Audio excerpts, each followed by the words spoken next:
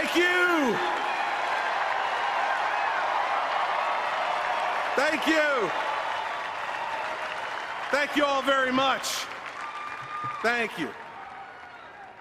Well, this stage and this moment are very improbable for me. A New Jersey Republican delivering the keynote address to our national convention. From a state with 700,000 more Democrats than Republicans. A New Jersey Republican stands before you tonight. Proud of my party, proud of my state, and proud of my country.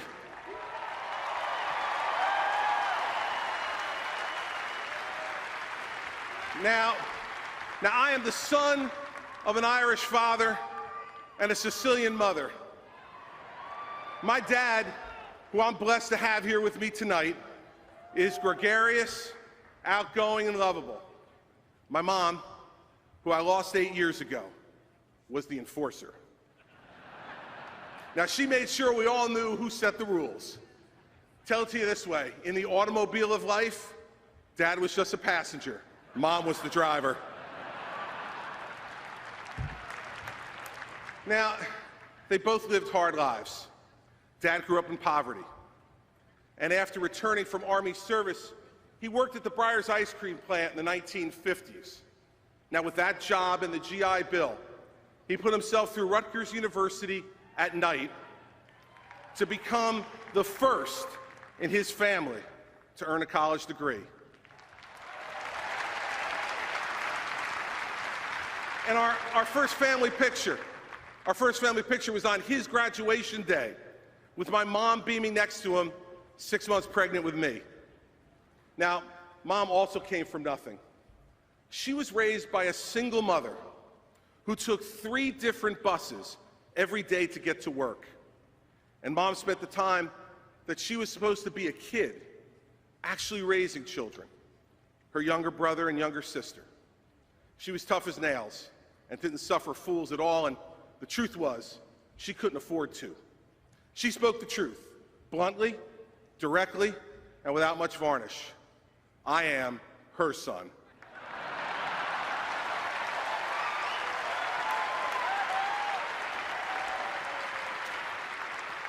I was her son as I listened to Darkness on the Edge of Town with my high school friends on the Jersey Shore. I was her son when I moved into that studio apartment with Mary Pat to start a marriage that's now 26 years old. I was her son as I coached our sons, Andrew and Patrick, on the fields of Mendham, and as I watched with pride as our daughters, Sarah and Bridget, marched with their soccer teams in the Labor Day parade. And I'm still her son today as governor, following the rules she taught me, to speak from the heart and to fight for your principles.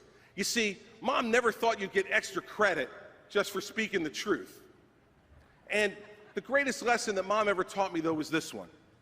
She told me there would be times in your life when you have to choose between being loved and being respected. Now, she said to always pick being respected. She told me that love without respect was always fleeting, but that respect could grow into real and lasting love. Now, of course, she was talking about women. But I've learned over time that it applies just as much to leadership. In fact, I think that advice applies to America more than ever today.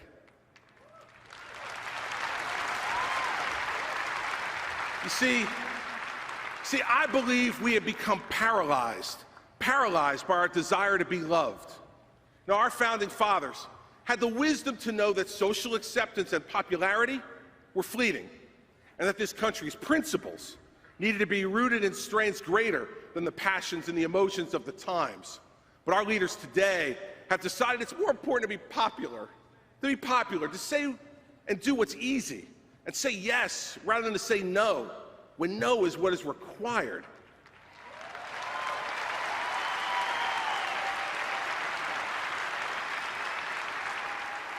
In recent years, we as a country have too often chosen the same path. It's been easy for our leaders to say, not us, not now, in taking on the really tough issues. And unfortunately, we've stood silently by and let them get away with it. But tonight, I say enough. Tonight, I say together, let's make a much different choice. Tonight, we are speaking up for ourselves and stepping up. Tonight, we're beginning to do what is right and what is necessary to make America great again.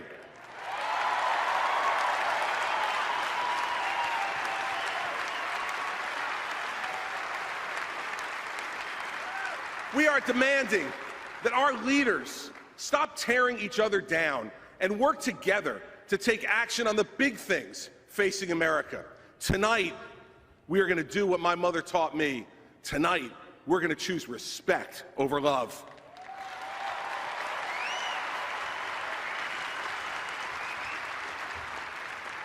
See, we're not afraid.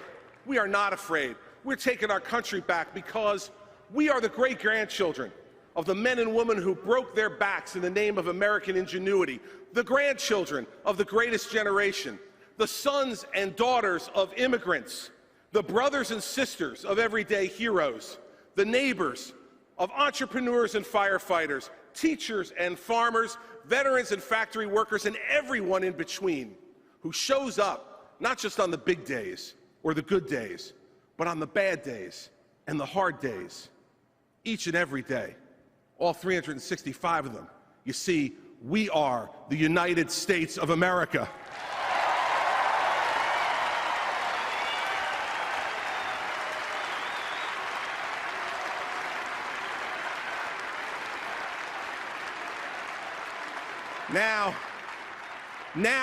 Now, it's up to us. We must lead the way our citizens live. To lead as my mother insisted I live. Not by avoiding truths, especially the hard ones, but by facing up to them and being better for it. We can't afford to do anything less. Now, I know this because this was the challenge in New Jersey. When I came into office, I could continue on the same path that led to wealth and jobs and people leaving our state. Or I could do the job people elected me to do the big things. Now, there were those who said it couldn't be done, that the problems were too big, too politically charged, and too broken to fix. But we were on a path we could no longer afford to follow. Now, they said it was impossible, this is what they told me, to cut taxes in a state where taxes were raised 115 times in the 8 years before I became governor. That it was impossible to balance a budget at the same time with an $11 billion deficit. But 3 years later, we have 3 balanced budgets in a row with lower taxes. We did it.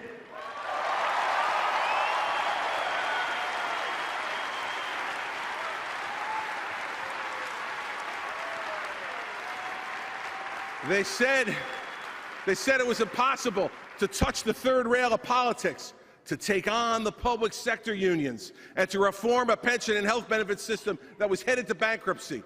But with bipartisan leadership, we saved taxpayers $132 billion over 30 years and saved retirees their pensions. We did it.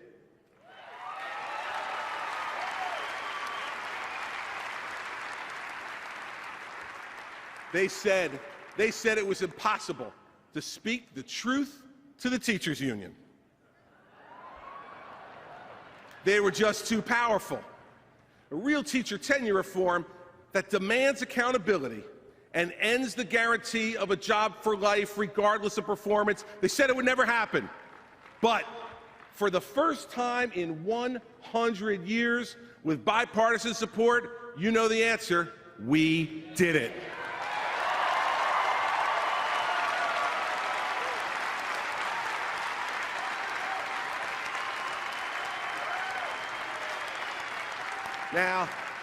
Now, the disciples of yesterday's politics, they always underestimate the will of the people. They assumed our people were selfish, that when told of the difficult problems, the tough choices, and the complicated solutions, that they would simply turn their backs, that they would decide it was every man for himself. They were wrong. The people of New Jersey stepped up. They shared in the sacrifice. And you know what else they did? They rewarded politicians who led instead of politicians who pandered.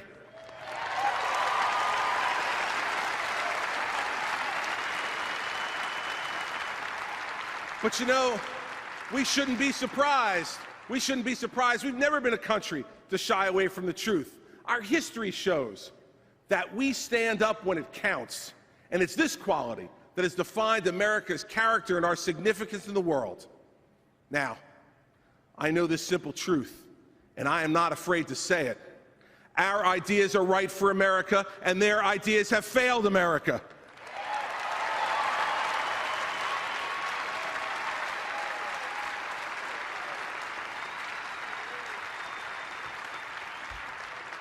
Let me be clear with the American people tonight. Here's what we believe as Republicans and what they believe as Democrats. We believe in telling hardworking families the truth about our country's fiscal realities, telling them what they already know. The math of federal spending does not add up. With $5 trillion in debt added over the last 4 years, we have no other option but to make the hard choices, cut federal spending, and fundamentally reduce the size of this government.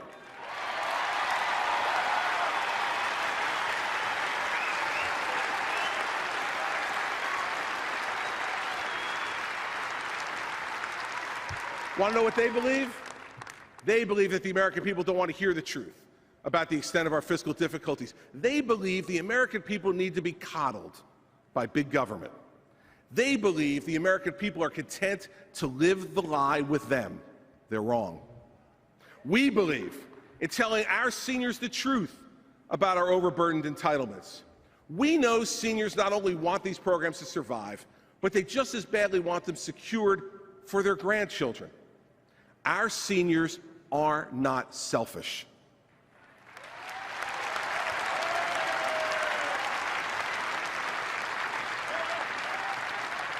Here's what they believe. They believe seniors will always put themselves ahead of their grandchildren. And here's what they do. They prey on their vulnerabilities and scare them with misinformation for the single, cynical purpose of winning the next election. Here's their plan. Whistle a happy tune while driving us off the fiscal cliff, as long as they are behind the wheel of power when we fall. Now, we believe that the majority of teachers in America know our system must be reformed to put students first so that America can compete. Now, teachers don't teach to become rich or famous. They teach because they love children. We believe that we should honor and reward the good ones while doing what's best for our nation's future, demanding accountability, demanding higher standards, and demanding the best teacher in every classroom in America.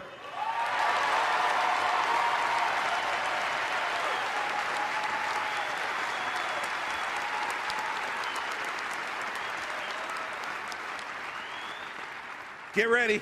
Get ready. Here's what they believe. They believe the educational establishment will always put themselves ahead of children, that self-interest will always trump common sense. They believe in pitting unions against teachers, educators against parents, lobbyists against children. They believe in teachers' unions. We believe in teachers.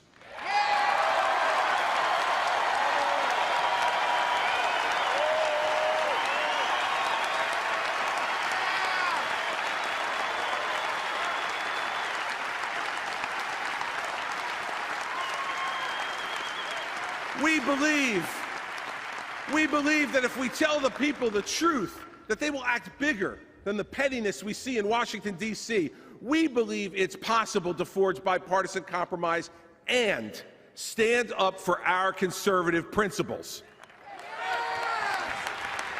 You see, because it's always been the power of our ideas, not our rhetoric, that attracts people to our party. We win when we make it about what needs to be done. We lose when we play along with their game of scaring and dividing. For make no mistake about it, everybody, the problems are too big to let the American people lose. The slowest economic recovery in decades, a spiraling out of control deficit, and an education system that's failing to compete in the world. It doesn't matter how we got here. There's enough blame to go around. What matters is what we do now. See, I know we can fix our problems. When there are people in the room who care more about doing the job they were elected to do than they worry about winning re-election, it's possible to work together, achieve principled compromise, and get results for the people who gave us these jobs in the first place.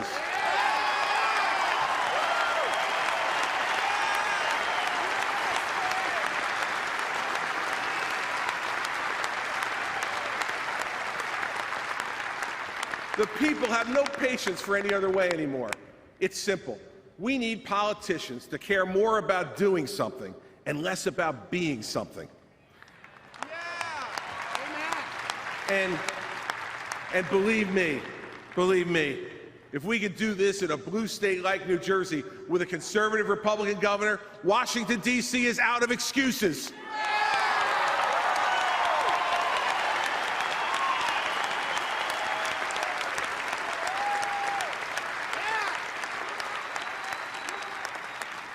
Leadership delivers. Leadership counts. Leadership matters.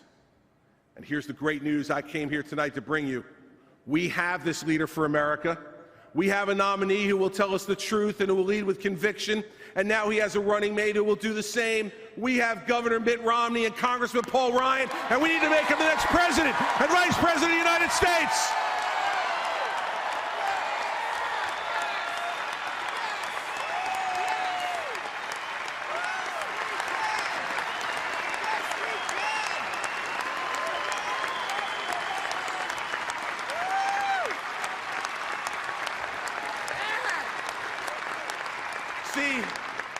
You see, because I know Mitt Romney.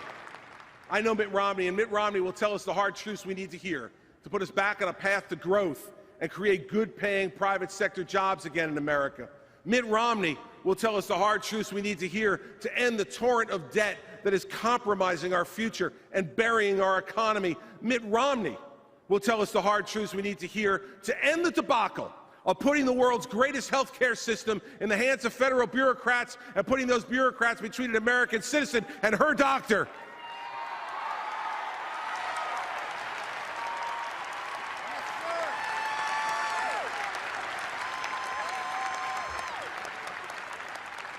Now, we ended an era of absentee leadership without purpose or principle in New Jersey.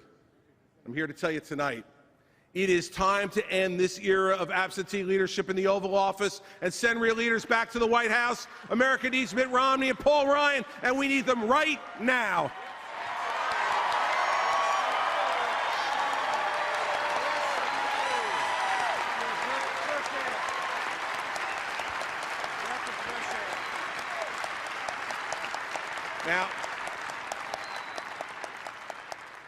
But we got to tell each other the truth, right? Listen, there is doubt and fear for our future in every corner of our country.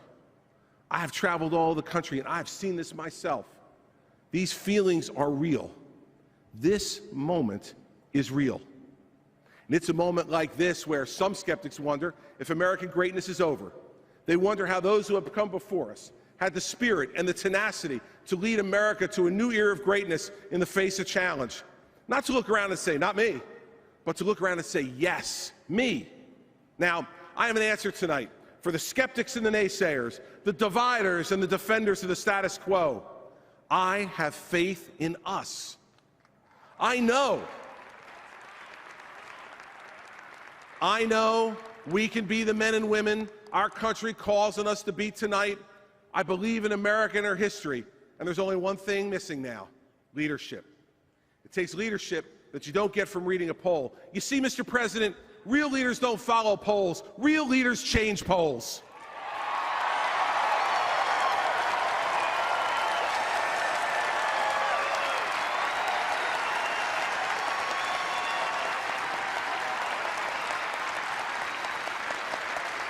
And that's what we need. That's what we need to do now. We need to change polls through the power of our principles. We need to change polls through the strength of our convictions. Tonight, our duty is to tell the American people the truth. Our problems are big and the solutions will not be painless. We all must share in the sacrifice, and any leader that tells us differently is simply not telling the truth. Now, I think tonight of the greatest generation. We look back and marvel at their courage, overcoming the Great Depression, fighting Nazi tyranny, standing up for freedom around the world. Well, now it's our time to answer history's call. For make no mistake, every generation will be judged, and so will we. And what will our children and grandchildren say of us? Will they say we buried our heads in the sand, we assuaged ourselves with the creature comforts we've acquired, that our problems were too big and we were too small, that someone else should make a difference because we can't? Or will they say of us that we stood up and made the tough choices that needed to be made to preserve our way of life? You see, I don't know about you, but I don't want my children and grandchildren to have to read in a history book what it was like to live in an American century. I don't want their only inheritance to be an enormous government that has overtaxed, overspent, and overborrowed a great people into second-class citizenship. I want them to live in a second American century. A second American century.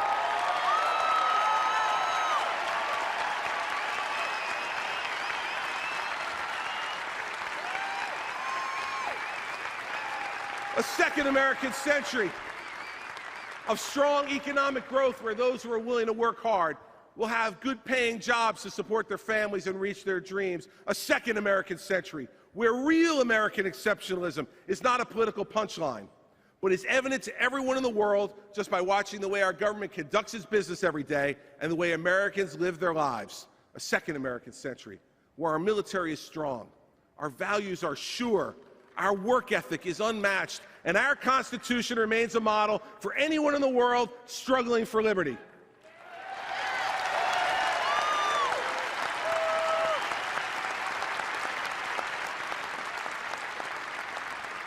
Let us choose a path that will be remembered for generations to come. Standing strong for freedom will make the next century as great an American century as the last one. You see, this is the American way. We have never been victims of destiny. We have always been the masters of our own.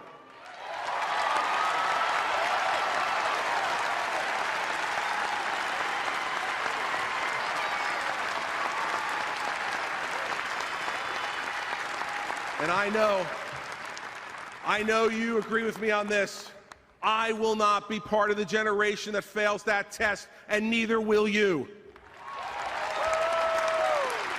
All right. It's now time to stand up. Let's stand up. Everybody stand up. Stand up, because there's no time left to waste. If you're willing to stand up with me for America's future, I will stand up with you. If you're willing to fight with me for Mitt Romney, I will fight with you. If you're willing to hear the truth about the hard road ahead and the rewards for America that truth will bear, I'm here to begin with you this new era of truth-telling. Tonight, we choose the path that has always defined our nation's history. Tonight, we finally and firmly answer the call that so many generations have had the courage to answer before us.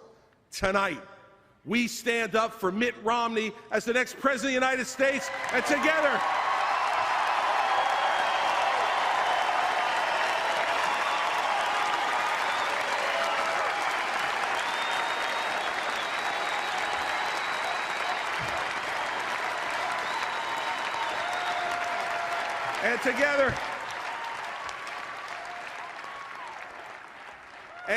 everybody, together, we will stand up once again for American greatness for our children and grandchildren. God bless you, and God bless America.